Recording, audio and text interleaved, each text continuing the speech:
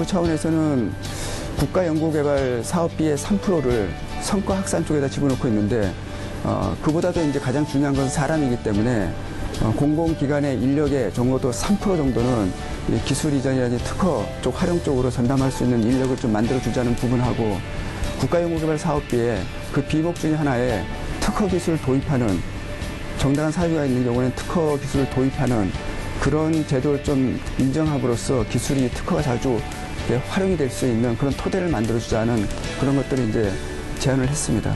예.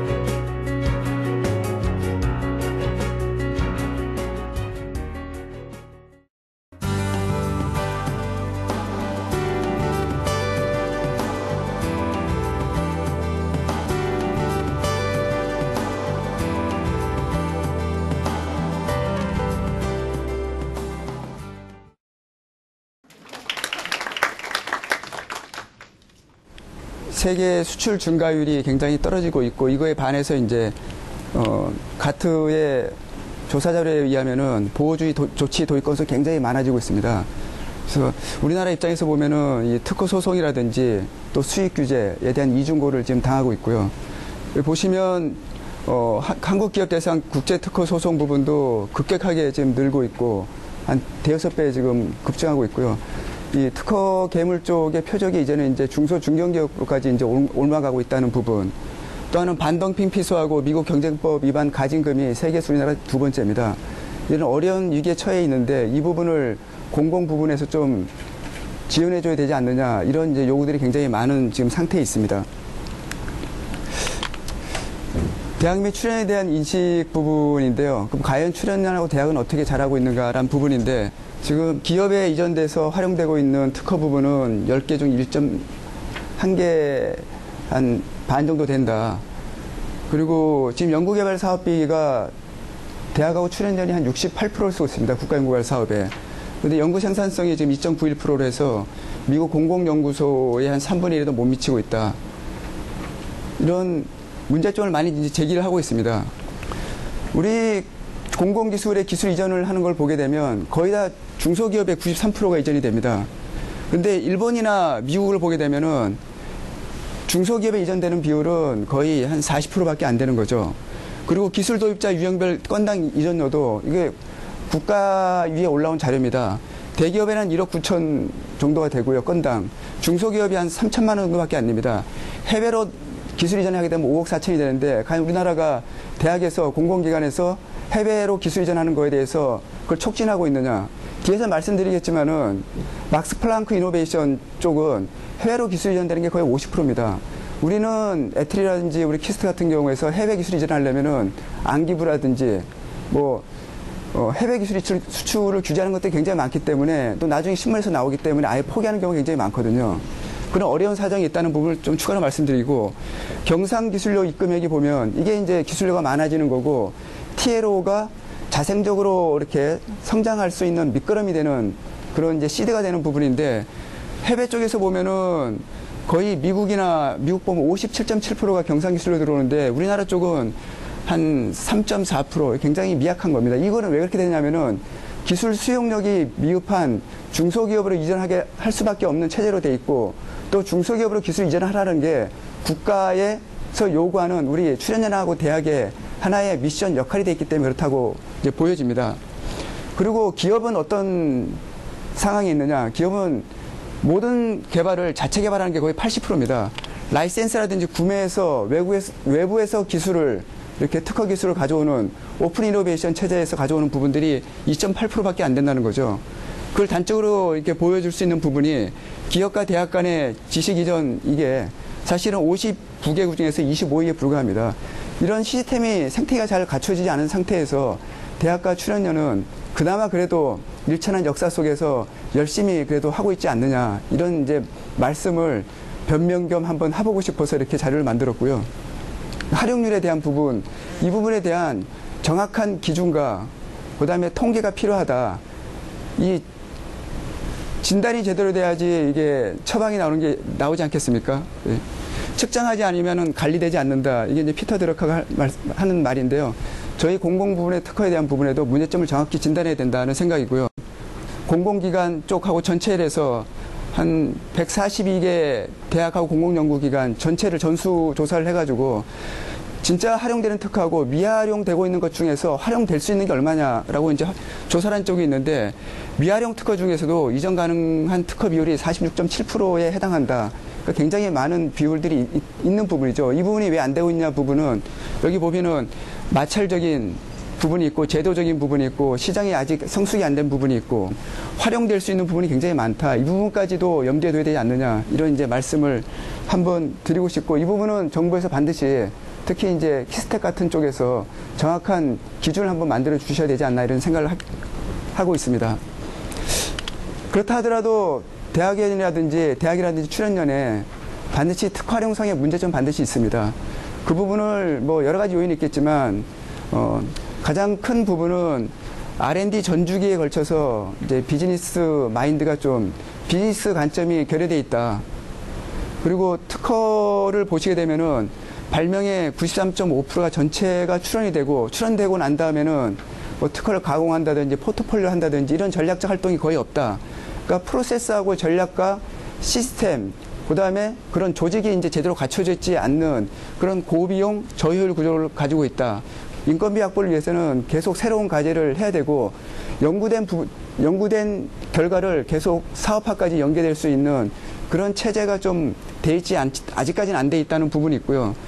연구자가 연구할 때 특허라든지 사업화 마인드가 굉장히 미흡하고, 결국은 공공특허의 활용 촉진 방안은 제대로 된 전략과 운영 시스템과 프로세스, 이런 것들을 만들어줘야 되지 않느냐는 생각이 들고요. 그러기 위해서는 전주기적인 연구 사업화 체제하고 질 중심의 특허 기능 체제로 전환해야 된다. 제가 이게 어제 예다 R&D LTD 쪽에 들어가 봤거든요. 거기에 이렇게 앞에 들어가 보면은 자기네들이 해야 할 주요 활동 중에 가장 첫 번째 부분이, 자기네들은 프로젝트를 커머셜 포텐셜, 그러니까 상업적 잠재적 가치에 따라서 프로젝트를 선정하고 수행한다라고 이렇게 딱 앞에 홈페이지 크게 돼 있습니다. 과연 우리가 그런 R&D 체제가 과연 돼 있는가? 결국은 그렇지 않다는 거죠. 창의형 연구 쪽으로 많이 가고 있는데, 그 창의 선도형 연구 쪽에서 이 사업화라든지 나중에 기술 이전 이런 쪽을 염두에 두고 이게 계획이 되고 기획이 되고 그다음에 과제가 선정이 되고 평가가 되는지, 이런 건 아직도 굉장히 미흡하다고 보게 되고, 그러면 팔릴 수 있는 기술이라든지 그다음에 특허가 만들어지는 게 아니고 나중에 만들어진 후에 그 이후에 매칭한다니까 이건 굉장히 어려운 부분이다라고 이제 생각이 되고요. AIST라고 일본에 출연연을 굉장히 많이 데리고 있는 이제 응용개발 쪽에 좀 특화되어 있는, 독일로 보면 이제 프라운호프 같은 데 쪽이죠.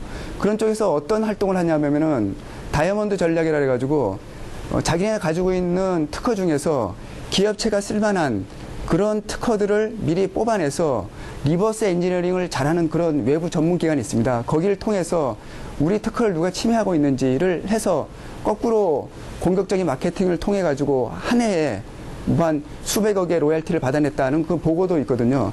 그런 활동들이 좀 필요하지 않겠는가. 또 하고 요새 이제 우리 출연연구기관끼리 요번에 통합연구에서 보면은 이제 융합연구단을 만들어서 될 만한 진짜 핵심 기술을 기획 단계부터 같이 해서 공동으로 연구 수행하자라고 돼 있는데, 그때부터 이제 이 R&D 전략이 들어가야 될 것 같고요. 또 하나는 공공기관 간에 기관만 가지고 이제 특허 포트폴리오 하기에는 효용성이 좀 떨어질 수도 있기 때문에 공공기관끼리 이렇게 특허를 묶어주는 이제 사업이 굉장히 필요한 부분이고요. 그래서 일본의 동경대에 보면은 유메드라는 시스템을 가지고 있습니다. 의학 발명에 대한 부분은 굉장히 특이한 부분이기 때문에 개별 대학에서 할 수 없는 부분입니다. 명세서 작성하는 것도 그렇고 대응하는 것도 그렇고 라이센스 하는 부분도 그렇기 때문에 그 제약 관련된 이런 부분들, 이런 부분들은 동경대에서 동경 TLO에서 그걸 전체를 관리를 하게 돼 있습니다. 그래서 포트폴리오를 만들고 해외하고 라이센싱해서 돈 들어온 것들에 대해서는 그걸 다 지분 비율로 해서 다 수익을 나눠주는 그런 쪽을 하고 있거든요. 굉장히 유효한 부분이고 이런 것들을 우리가 해야 될 것 같다라는 부분이고요. 이 부분을 특허 관리 전문 회사들이 많이 활성화되고 있기 때문에 같이 연계해서 국내 특허 마케팅을 강화하자라는 부분인데 이게 우리뿐만 아니라 EU도 보시면은 다른 공공연구기관의 지식재산을 아우르는 특허풀을 구축해서 공공기술과 지식의 원활한 활용을 용이하게 하는 체계 구축을 추진하자. 이게 호라이즌 2020의 하나의 모토이기도 하고요. 일본의 지식재산 추진계획 2008에서 보게 되면은 개별 기술을 가지고 일본 대학이라든지 연구기관이 세계 최고 수준의 대학과 연구기관과 대결할 수가 없다. 그러니까 특허의 활용성과 가치 극대를 위해서는 특허 포트폴리오의 구축이 굉장히 필수적이다라고 이렇게 하면서 밑에 그림을 이렇게 보여주고 있습니다. 폐쇄적인 혁신에서의 R&D 구조와 IPR 구조를 개방형 혁신에서의 R&D 구조하고 IPR 구조 이렇게 만들어야 된다는 걸 보여주고 있고요. 로열티 금액에 따라서 발명자한테 수익금을 주는 부분들이 이렇게 차등화되어 있다는 겁니다. 우리는 10억이나 100억을 받더라도 50%를 다 연구자한테 줘야 되고 또 뭐 지금은 이제 전문기관에 납부분이 없지만 그래서 TLO가 자생할 수 있는 그런 예산 구조가 안 돼 있습니다. 이쪽 부분은 연구자들이 일정 부분 이상은 못 가져가게끔 이렇게 슬레이드 방식으로 이렇게 좀 돼 있는 방식이 있고요. 이거에 비해서 하나 더 볼까요? 막스 플랑크 이노베이션을 보게 되면 이건 이제 순순히 기초 원천 쪽을 하는 부분인데 여기에도 보면은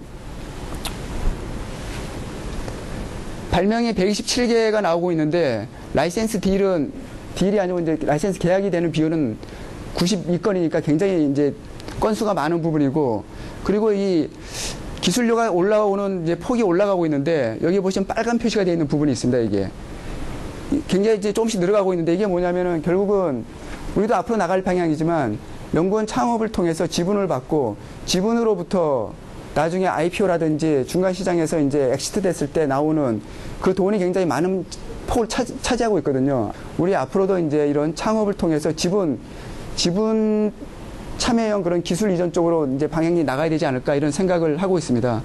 여기 보시면은 110개 기업이 창업 기업이 스핀오프 되고 있거든요. 근데 저희 쪽은 보면은 출연료는 한 0.5개 정도 요새는 이제 많이 늘어나고 있지만 그 정도에 불과하다는 부분이 굉장히 좀 생태계가 안 돼 있다는 것을 이제 말씀드리고 싶은 부분이고 그리고 여기 보시면은 이 80여 건의 라이센스 계약 중에 거의 50%가 이제 해외에다 이전되고 있는데 우리 국가연구개발 사업에 보게 되면 저희가 이제 공공기술로 해외에다가 이전해 주는 것은 규정상의 제약도 있지만 사실상으로도 묶여 있는 부분이 많습니다.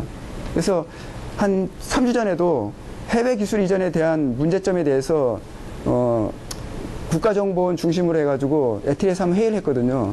그쪽에서 명쾌한 답은 안 나왔습니다. 그래서 해외 기술 이전에 대한 부분도 좀 유연하게 풀어줘야 되는 게 아닌가라는 생각을 하고 있고요.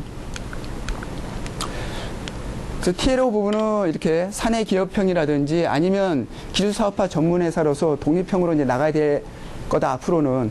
그러기 위해서는 이제 이 정원 부분이라든지 예산 부분은 반드시 좀 확보를 해줘야 된다는 부분이고요. 그래서 국가연구사업원의 일정 부분들, 그리고 보면은 기술료 수입, 연구비 잔액 부분들, 그리고 초과 수입, 그 연구비 일정 부분을 풀링해서 사업화 펀드를 좀 조성할 수 있게끔, 그래서 자생적으로 좀 운영할 수 있는 이런 체계를 만들어주지 않으면 TLO에서의 역할은 지금과 똑같을 것이고, 그렇게 되면 앞으로도 공공 특허의 활용률은 계속 도마 위에 올라올 것이라고 이제 판단이 됩니다.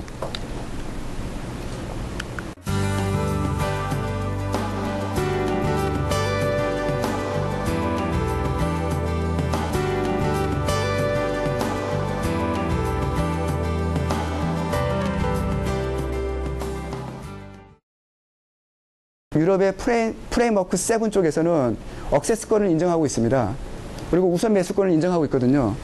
참여 상호간에 이 연구를 하게 되면 나오는 이 연구 성과를 우리는 폴그라운드 IPR이라고 합니다. 여기는 공동으로 사용할 수 있게끔 하고 이 연구 성과를 활용하기 위해서 상대방이 각자 가지고 있는 백그라운드 IPR이 있습니다. 이게 본 연구 성과를 활용할 때 반드시 쓸 수밖에 없는 기술이라고 할 때는 제약 없이 주게끔 되어 있습니다. 다 활용할 수 있게끔. 이런 좀 활용 중심의 체제로 바뀌어야 되지 않느냐. 그리고 상대방이 어떤 특허를 가지고 있는지 접근을 해서 설명을 받을 수 있는 그런 권리가 보장되어 있습니다. 그리고 특히 중요한 거는 우리가 산업부가 MD라든지 PD를 임명하면서 기획 단계에서부터 사업화 단계까지 전부 다 이제 관장하고 있는데 우리는 사업화에 대한 전략을 집어넣는 게 좀 미흡합니다. 뒷단계가. 근데 여기는 유럽은 아예 처음 단계부터 사업화가 될 것을 염두에 두고 지식재산에 대한 협의를 해야지만 과제가 선정되고 그 다음에 이제 연구비가 들어가는 이런 체제로 돼 있기 때문에 가장 활용이 잘 될 수 있는 적임자가 누구고 역할은 어떻게 되는지가 잘 마련돼 있다. 이런 걸 우리가 벤치마킹 해야 되지 않는가라는 부분이 있고요. 이 부분이 아예 이렇게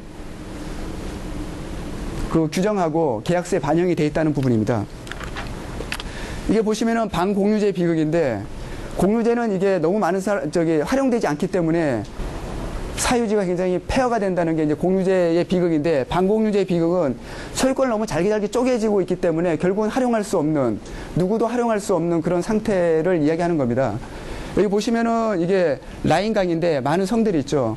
이쪽에 강을 따라서 이렇게 내려갈 때 해적들이 많았기 때문에 그걸 보호해주기 위해서 성에다 일정한 통행료를 주게 되면 그 해적을 막아줬습니다. 그러니까 이게 해운이 굉장히 발달하고 그 주변에 굉장히 이제 그 경제가 활성화되죠. 근데 그런 돈을 뜯어내는 성들이 굉장히 많아지게 되니까 뜯어낼 돈들이 많아지니까 결국은 이 라인강의 해운업은 폐쇄가 됩니다. 그리고 경제가 파탄이 되고 지금 특허도 똑같습니다. 이게 업스트림에서 나오는 특허이고 다운스트림에서 나온 특허라고 하면 신약 개발을 하기 위해서 이 모든 특허들이 다 필요한데 한두 사람이라도 이게 특허에 대한 동의가 안 되면 결국은 제품을 못 만들어내는 이런 반공유제 비극에 지금 빠져 있거든요. 지금 골든 라이스라는 그런 특허가 있습니다. 비타민 B가 부족하면은 눈이 멀거나 사망하는 그런 병이 있는데 아프리카에 있는 사람들이 많이 죽습니다. 그래서 대학이라든지 공공부문에 있는 사람들이 그와 관련된 특허를 만들어냈거든요. 근데 이거를 무상으로 주고 만들 수 있게끔 했는데 결국은 17건에서 한 20건 정도의 특허가 추가로 필요했습니다. 근데 그걸 전부 다 기업들이 가지고 있기 때문에 결국은 이걸 포기할 수밖에 없었던 그런 점을 이제 굉장히 이제 요새 경제 학자들이 굉장히 많은 이제 문제점을 제기하고 있습니다. 우리도 이러한 개발자 소유로 가게 되면 이런 폐해가 발생하는데 이런 것을 해소해 줄 수 있는 그런 시스템을 지금 고민을 해줘야 되지 않느냐 이런 것을 이제 제안하고 싶습니다.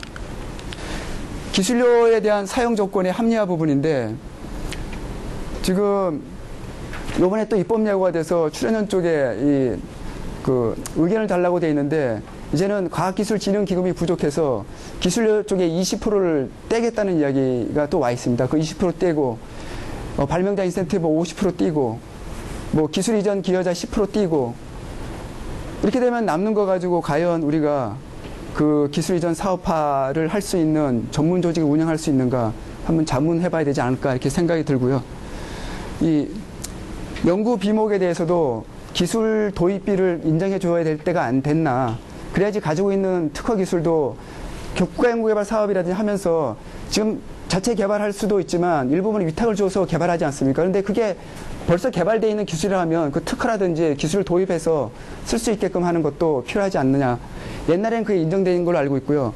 세계적인 이 좀 문제가 되는 IB사 있지 않습니까? 특허 괴물. 이쪽이 지금 중기청이 예전에 제안한 게 스노우플레이크라는 모델을 가져와서 야, 중소기업 쪽에 연구개발 사업이 좀 응용 개발 단계 후단인데 그걸 뭐 새로 이렇게 개발하냐.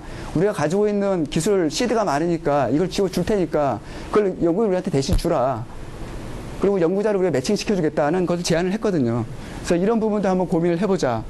그리고 조각난 특허를 집착시킬 수 있는 시스템, 법제도, 인센티브를 좀 설계할 필요가 있다. 그래서 요새 패턴 커먼스라 그래가지고 좀 특허들을 이렇게 모으는 그런 활동들을 많이 하고 있습니다. 특히 필수 의약품 같은 국민의 생명과 보건과 직결되는 이런 것들에 대해서는 굉장히 많은 그런 활동들이 있고요.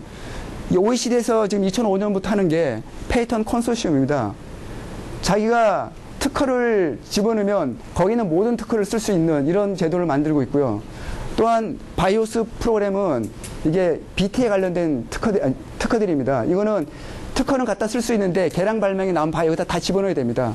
그러면 굉장히 이게 눈덩이 좀 커지죠. 그러면 혁신은 더 강화되고 새로운 기술을 개발할 수 있는 시드는 많아지는 겁니다. 그러니까 뭉치면 살고 흩어지면 죽는다는 그런 것들을 단적으로 보여주는 거죠. 13년 포브스 선정 최고 혁신 단지입니다. 이게 실리콘밸리보다 더 센 혁신 클러스터라 해서 네덜란드의 ATCE라는 그 클러스터가 있는데 125개 기업의 1만 명이 여기에 들어가 있습니다. 이 사람들은 서로 모여서 자유롭게 논의합니다. 그리고 미래 기술 과제를 발굴해서 공동 개발합니다. 근데 소유권을 각자 갖느냐? 절대 아닙니다. 공동 소유를 하고 그다음에 나온 수익은 다 나눠 갖습니다. 그래서 여기에 양방향 오픈 이노베이션이 가능하다. 일방향 오픈 이노베이션이 아니고 그래서 매년 40개에서 50개 새로운 혁신 솔루션을 매년 만들어내고 있고 그리고 지재산은 공유하고 성공은 스스로 분배한다. 그래서 거기에 대표가 한 말이 인터뷰가 굉장히 인상적이었습니다. 지재권 공유가 오픈 이노베이션의 성공 열쇠이다. 이를 통해서 2차, 3차 혁신을 양산하고 이 과정에서 참여 기업 간 수익을 스스로 나누고 협력 네트워크가 더욱 강화되는 선순환 구조로 형성되었다라는 것들을 주고 있는데 우리한테는 시사점이 있다고 이제 판단이 됩니다. 아리스토텔레스가 얘기했습니다. 모름지기 사물의 진가는 지을 때보다는 쓸 때 발휘되는 법이다라는 거니까요. 활용 중심으로 모든 법제를 바꿔야 되겠다는 걸 말씀드리고요. 마이클 헬러라는 경제학자가 소유의 역습이라고 해서 그리드 락이라고 하는데 그리드 락이라는 것은 특허가 너무 많아서 이게 교통 사거리가 있으면 이 잼이 걸려가지고 누구도 움직이지 못하는 이 상태를 그리드 락이라고 하는데 이 특허가 지금 너무 많이 생겨가지고 꼼짝달싹 못하는 상태를 비유한 겁니다. 혁신은 계속 진화하는데 우리는 파편화되기 쉽고 합치기는 어려운 기존의 낡은 소유권 체제에 갇혀있다. 너무 많은 사람이 너무 작게 파편화된 조각들을 소유하면 협력은 실패하고 부는 사라지며 모든 사람은 손해를 입는다. 이렇게 되어 있습니다. 우리가 집안채를 유산을 받았는데 형제들이 너무 많아서 이거를 활용하지도 못하고 제3자한테도 양도하려도 동의를 다 받아야만 양도할 수 있는 그래서 집이 이게 유유 상태로 남을 수 있는 이런 것들을 극복하는 새로운 체제가 필요하다는 말을 끝으로 말씀드리면서 발표를 가름하겠습니다. 감사합니다. 예.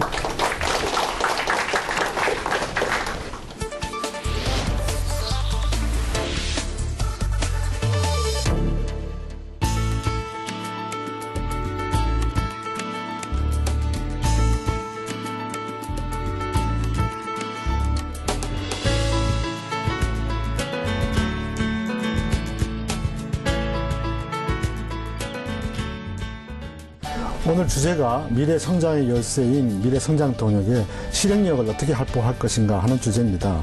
그래서 지금까지 정부가 미래 성장 동역을 실행하기 위한 실행 계획을 잘 짰기 때문에 전 부처가 나서서 열심히 하는 것도 좋지만 최근에 그 유럽과 미국의 경우를 보니까 이런 성장 동력을 확보하기 위해서 국가가 한 서너 가지의 시범적인 국가 프로젝트를 추진한 것을 봤습니다.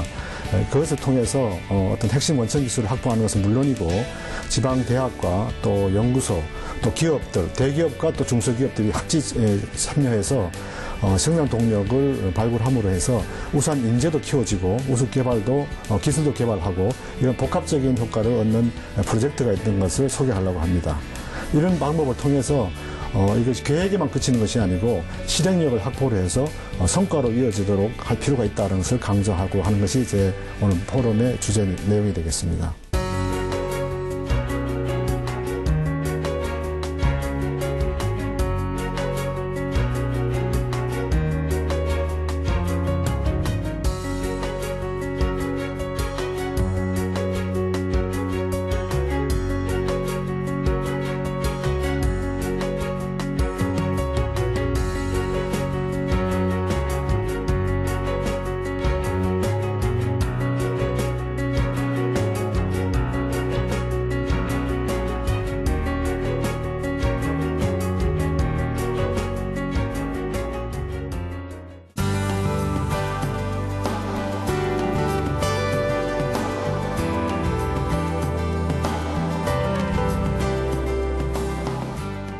과거의 주요 선진국이나 뭐 우리나라 포함해서 대부분 이 성장 동력을 발굴할 때는 주로 핵심 원천 기술 더 주목을 했지, 최근에 이제 우리가 직면하고 있는 도전 과제, 고령화라든지 지구 온난화라든지 소위 말해 소셜 챌린지하고 글로벌 챌린지에 대해서는 성장 동력과 연관 짓지 않았습니다. 근데 이제 최근에 들어와서는 경제적 성장만 하면 뭐 하냐, 이런 문제가 있는 걸 하나 해결 못하는 성장은 별 의미가 없다, 이런 맥락에서 그런 도전 과제를 해결하면서도 지속 성장을 가능케 하는 방법이 있을 수 있지 않겠나 하는 생각으로 좀 많이 변화가 됐다는 것이죠.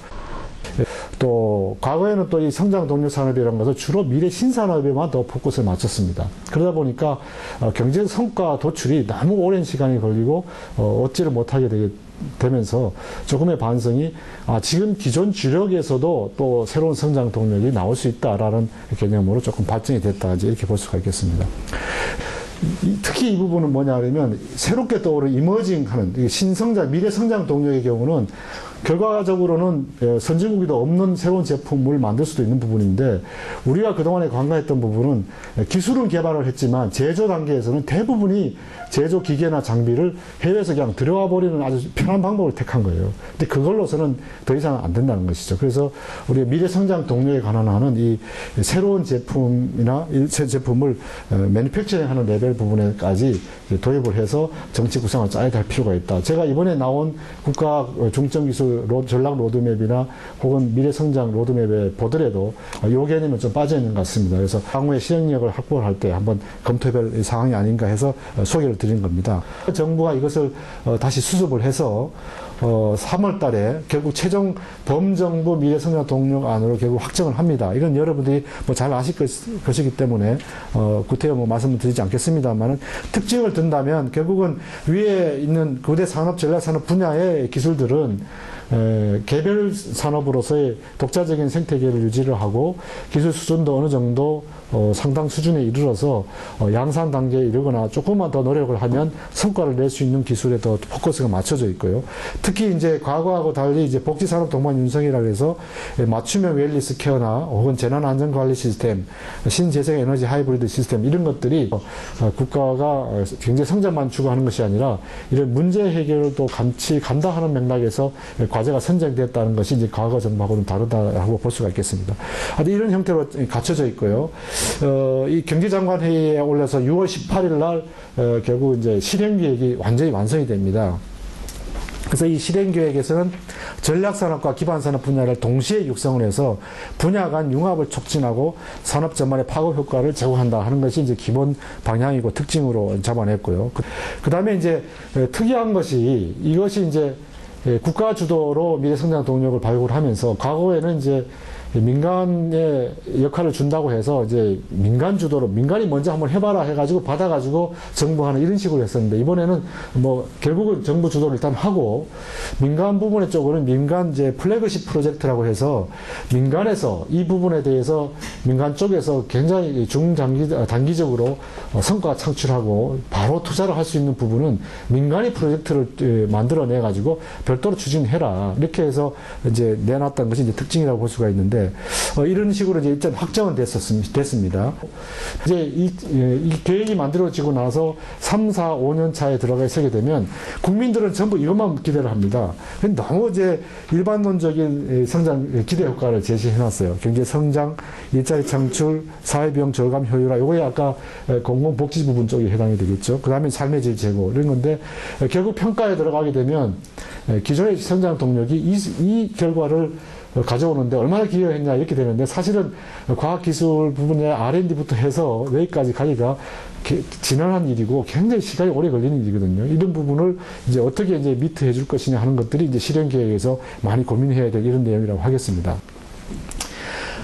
제가 가장 관심 있게 최근에 보고 있는 실행력 확보 수준에서 여러분들이 좀 참고를 하고, 특히 키스텝에서도 구체적으로 이 실행력을 확보하기 위해서 실무적으로 좀 참고할 부분 중에 바로 이 EU의 소위 말한 CAT, 그러니까 Key Enabling Technology의 추진 전략 부분을 좀 참고했으면 좋겠다는 생각이 듭니다. 우선 계획을 설립할 때 우선 이 사회적 도전 과제를 태클하는 부분 쪽이 굉장히 유용했고요.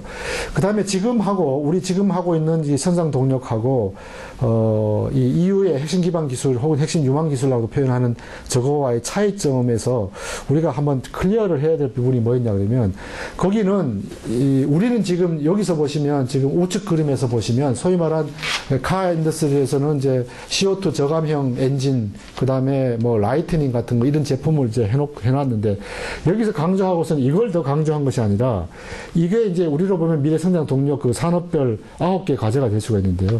거기에 들어가는, 공통으로 들어가는 기술이 뭐냐 하는 거에 더 포커싱을 맞춘 거예요.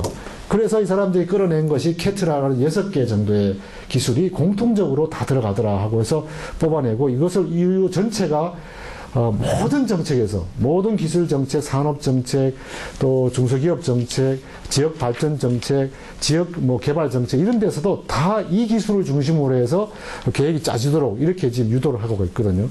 그리고 이 캐트 기술과 관련해서 사전 준비가 2009년서부터 시작이 됐습니다. 그래서 11년에 일단 우리로 치면 지금과 같은 실행 계획과 같은 것들을 내놨고요. 그 다음에 11년에는 임플리멘테이션 리포트를 만들었어요. 그러니까 하위 그룹의 이 고위 관리들이 이 부분에 대해 이행 실적을 점검을 하고, 또 올해 와서 4년에 와서는 그 기술이 EU 차원에 격상을 시켜서 EU 차원의 전반적인 경제 지속 성장의 이 캐트 기술이 핵심이다라는 것을 모든 각 정책 부분에서 다 수용해서 연계시키도록 이렇게 이제 끌어가는 거를 보았거든요. 그래서 그리고 또 한쪽에서는 이 모니터링하는 웹사이트를 만들어 가지고 자국의 EU의 지금 이 진행 사항만 체크하는 것이 아니라 우리나라를 포함을 해가지고 전 세계의 10몇 개국, 미국을 포함, 중국 포함해서요, 아시아 국가, 경쟁국을 다 포함을 해가지고,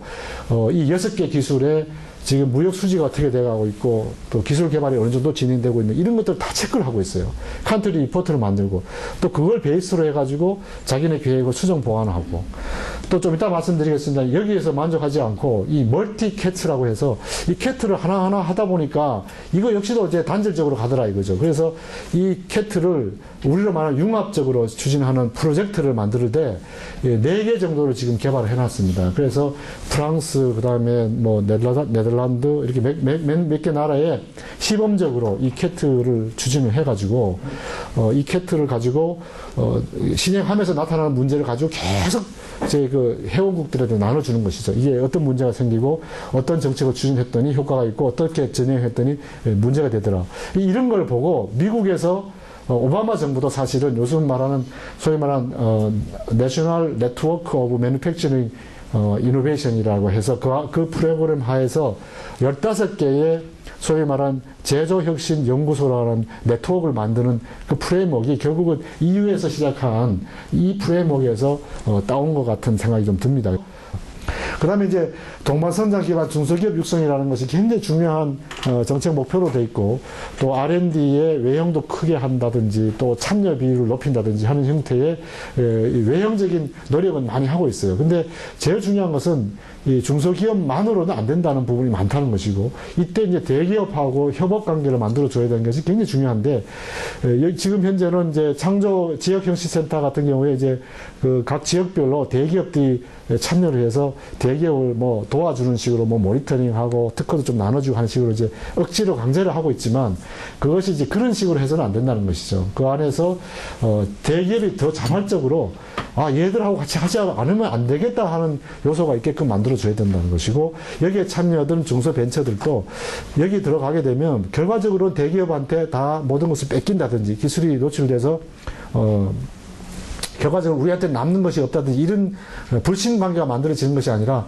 여기에 참여해서 결국은 우리가 대기업으로 클 수 있구나 하는 정말 그 확신을 가질 수 있도록 메커니즘이 있어야 되는데, 그 중에 대표적인 것들이 네덜란드의 사례를 보면 결국 그 참여하는 기업들 간에 R&D의 결과에 대한 지적재산권에 대한 공유제가 확실하게 정착이 되어 있어야 되는 것 같더라고요. 이런 부분이 마련되도록 해줘야만 강제에 대해서 억지로 참여하는 것이 아니라 자발적으로 참여하게 된다 하는 것들을 이제 좀 말씀드리겠습니다. 그 다음에 이제 과거의 신상능력을 살펴보니까 세부 전략 품목의 그 발전 단계가 매출액이라든지 투자액을 기준으로 해서 살펴봤을 때 지금 그림에서 보시는 것처럼 상당 수준 산업화 단계 초기에 가는 것도 있고 여전히 R&D 단계에 머무르는 이런 단계가 있더라는 것이죠. 이런 부분을 이번 신생산 동력에 대해서도 한 1년이나 2년 차 정도에서는 이런 것들 체크해 보셔서 이제 그 시행하는 것이 좋은데 양질의 일자리 창출은 절대적으로 R&D만으로는 절대로 얻을 수 없는 성과입니다. 기업들이 대거 양산 투자를 들어와야 되는 겁니다. 이런 부분을 유도하기 위해서는 지금 시작하는 R&D를 가지고는 어림도 없다 하는 이 맥락이죠. 이런 맥락에서 제가 말씀드리고 싶은 건 이런 겁니다. 과거에 신생산 동력으로 쭉 해온 것들을 연결을 해보면 연결선을 갖고 있는 것들이 있죠. 이것들은 벌써 한 3대 정부에서 지속성을 갖고 해왔다는 거 볼 수가 있는 것이거든요. 근데 이제 어떤 경우는 보면 중간에 그냥 한 정부 때 이제 하고 말아버린 것들이 있어요. 이런 부분하고 연속성을 갖는 거하고 봤을 때 저는 연속성을 갖는 성장 동력이 가시 성과를 내는 데는 더 유리하다 하는 생각을 갖는 것입니다. 이런 것들을 연결해 보는 것도 좋은 방법이다. 실제로 과거에서 보면 우리가 80년대, 90년대에 성장 동력으로 등장을 해가지고 2000년대에 와서 정말 일자리를 내고 또 무역 성과를 내는 두 아이템, 통신기기나 디스플레이를 보시면 그 이전부터 상당 오래 잠복기가 있습니다. 보통 7, 8년 이상의 사실은 기업들이 진입을 하고서도 실제적인 수출이라든지 또 뭐 고용이라든지 이런 것들의 성과를 못 내는 경우가 많거든요. 그러다가 보통 7, 8년이 지나야만 결국 이런 성과를 낸다 하는 부분을 염두에 두시면 어떤 접근을 취할지가 좀 감이 쓸 거라고 생각됩니다. MB 정부 때는 사실은 이 추진단조차도 없었습니다. 그래서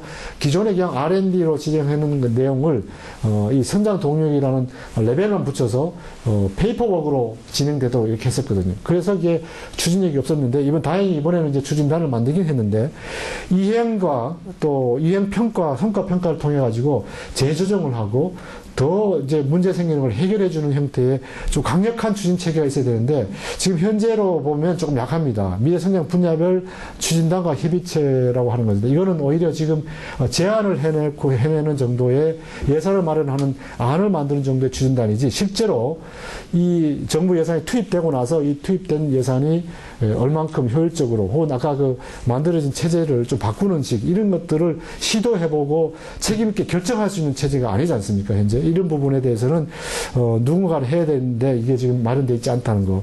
그래서 다행히 정부 기관 내에는 국가과학기술심의회 산하에 설치된 미래성장동력위원회 특별위원회라는 게 있는데 거기에 이제 실행계획 이행과 성과평가 점검 추진을 맡겨놓긴 했는데 과연 그게 이제 어느 정도 될지는 모르겠습니다. 그래서 이런 부분에 대해서는 한번 미래부나 혹은 그 상위의 기관들하고 한번 협의를 해서 아무래도 정부 기관에 대한 통제나 이행 하기 위해서는 국무조정실이나 혹은 청와대 수석실 정도 같은 데서 굉장히 관심을 갖고 이것을 추진해야만 좀 가동이 된다는 부분을 말씀을 드리고 그다음에 민간합동창작개발센터에 플래그십 프로젝트 추진 사항을 맡겨놓고 모든 걸 다 맡겨놨어요. 그러니까 과제도 발굴해라. 그다음에 이행도 너희들 점검해라. 이렇게 돼 있는데 과연 그래가지고 될까 하는 부분입니다. 그래서 이 부분도 결국 민간이 추진되지만 정부가 통제하기 위해서 관여되는 것이 아니라 실제로 지원을 하면서 정부가 지원해야 될 부분에 대해서 뭐가 문제가 되고 뭐가 제도적으로 필요한 건지에 대해서